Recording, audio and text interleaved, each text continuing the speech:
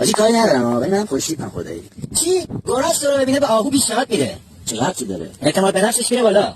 آهو تو ببینه به گراز پیشنهاد میده. این چه ربطی داره؟ طبقه‌اش میاد پایین دیگه. گم شو. یه بار آدیداس ازش شکایت کرده بود که لباس ما رو پوشیده، ما داریم ورشکست میشیم. بعدم معلوم میشه ناک برای اینکه آدیداس رو بزنه با فتوشاپ لباس تن این کرده.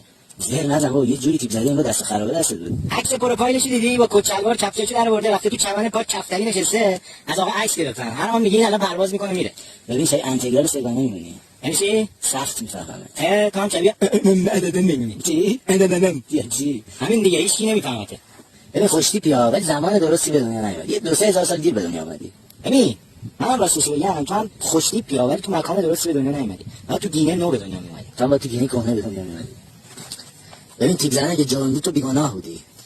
تیپ زنه یه جرم بود تو بیگناه نبودی، پلیس بودی، مجرم‌ها ازت فرار می‌کردن. یعنی اینایی که خوشتیپن تو رو می‌دیدن در می‌رفتن.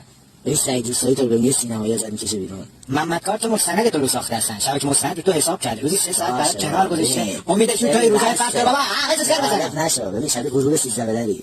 برو بابا من شبیه طوله خورشید روی دریاچه‌ام. آره درش میمونه. پرستارا وقتی تو رو دادن به بابا دوستایی کردن. ببین پرستار وقتی کشتن بیرون دیدن سریع ولت دادن تو. تو علی جای یوسف پیامبر می‌رفتی مهمونی زلیخا، مهمونا دستشون نمی‌بریدن. من چاقو چشاشونو در می‌آوردن. تو اصلا دعوت نمی‌شدی بابا.